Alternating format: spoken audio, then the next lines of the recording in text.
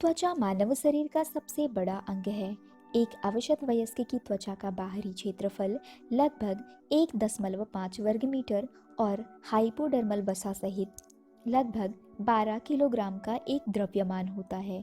यह शरीर को यांत्रिक क्षति, यूवी रेज और रोगाणुओं से बचाता है। इसकी कैरोटीन परत इसे सूखने से रोकती है। यह थर्मोरेग्युलेशन में भी महत्वपूर्ण भूमिका निभाता है। त्वचा हमारा सबसे बड़ा अंग है। इसके रिसेप्टर्स गर्मी, ठंड और यांत्रिक उत्तेजनाओं का पता लगाते हैं। स्केलेटल मसल्स लोकोमोशन के सक्रिय अंग हैं। मानव शरीर में लगभग 350 स्केलेटल मसल्स हैं, जो शरीर के द्रव्यमान का लगभग 50% हिस्सा बनाती हैं। ये मांसपेशियां लंबी, छोटी, चपटी और अंगूठी के आकार की होती हैं और इनको जोड़ने का काम टेंडन करता है। एक वयस्क मानव के कंकाल में 206 हड्डियां होती हैं। ये हड्डियां कठोर और लचीली होती हैं, जिससे ये शरीर के भारी वजन को सहन कर सकें। हड्डियों का मेटाबॉलिक रेट धीमा होता है, इसीलिए हड्डियां ठीक होने में कम से कम 6 सप्ताह लगाते हैं। ऑस्टियोपोरोसिस में हड्डियां वीक और ब्रिटल हो जाते हैं और उनको रोकने के लिए कैल्शियम की उचित मात्रा लेनी चाहिए। पाचन तंत्र पोषक तत्वों के पाचन और अवशोषण के लिए जिम्मेदार होता है। भोजन को दांतों से क्रश किया जाता है। कार्बोहाइड्रेट का पाचन भी यहीं से शुरू हो जाता है, जबकि प्रोटीन का पाचन स्टमक में शुरू होता है। HCl की प्रेजेंस की वजह से यहाँ का मीडियम अत्यधिक अम्लीय हो जाता है। इसके आगे का डाइजेशन छोटी आंत में पूर्ण होता है, जहाँ पैनक्रियाटिक जूस और बाइल जूस आकर के ड्यूडेनम में मिलते हैं और आगे का डाइजेशन बेसिक मीडियम में कंप्लीट होता है। और यहीं पोषक तत्व यानी प्रोटीन, कार्बोहाइड्रेट और लिपिड का अवशोषण भी हो जाता है और बाकी बचे वेस्ट मटेरियल बॉडी से बाहर रिलीज कर दिए जाते हैं। हमारे शरीर में कैटाबॉलिक प्रक्रियाओं के दौरान ऑक्सीजन की आवश्यकता होती है और कार्बन डाइऑक्साइड का उत्पादन होता है।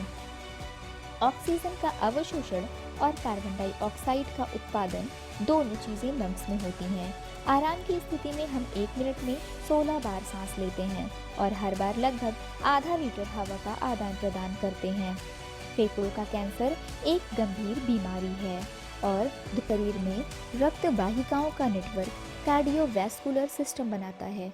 प्रणालीगत परिसंचरण हृदय प्रणाली का वह हिस्सा है जो शरीर के सभी अंगों को ऑक्सीजन युक्त रक्त प्रदान करता है और कार्बन डाइऑक्साइड को दूर भेजता है। पल्मोनरी सर्कुलेशन हृदय के फेफड़ों में कार्बन डाइऑक्साइड युक्त रक्त पहुंचाता है, जहां कार्बन डाइऑक्साइड निकलता है और ऑक्सीजन अवशोषित होता है। ऑक्सीजन युक्त रक्त जब हृदय तक पहुंचता है, हृदय के संकुचन के द्वारा रक्त वाहिकाओं के माध्यम से रक्त को पंप किया जाता है।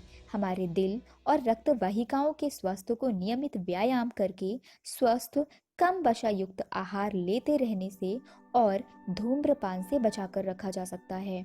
किडनी द्वारा शरीर से अनावश्यक और हानिकारक सामग्रियों को हटा दिया जाता है। वे प्रतिदिन लगभग 1.5 लीटर मूत्र का उत्पादन करते हैं।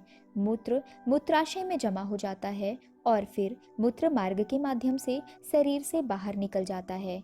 मूत्र प्रणाली की एक आम बीमारी पायलिटिस या किडनी की पेल्विस की सूजन है। मूत्र में प्रोटीन की प्रेजेंस गुर्दे की पथरी, जो अक्सर गुर्दे में बनती है, इसके लक्षण हैं, जिसके कारण किडनी में इंजरी और यूरिन में ब्लड आने की संभावना बढ़ जाती है। तंत्रिका तंत्र अंतःस्रावी तंत्र के साथ मिलकर शरीर के समन्वित विनियमित कार्य के लिए जिम्मेदार होते हैं। केंद्रीय तंत्रिका तंत्र में मस्तिष्क और रीढ़ की हड्डी होते हैं, जबकि परिधीय तंत्रिका तंत्र में तंत्रिकाएं होती हैं, जो केंद्रीय तंत्रिका तंत्र और अंगों के बीच सूचना को विद्युत संकेतों के रूप में प्रसारित करती हैं। कपाल तंत्रिका के 12 जोड़े होते हैं, जो सीधे मस्तिष्क से निकलते हैं, और 31 जोड़ी रीढ़ की हड्डी, जो स्पाइनल कार्ड यानी रीढ़ की हड्डी के सेगमेंट से निकलती है।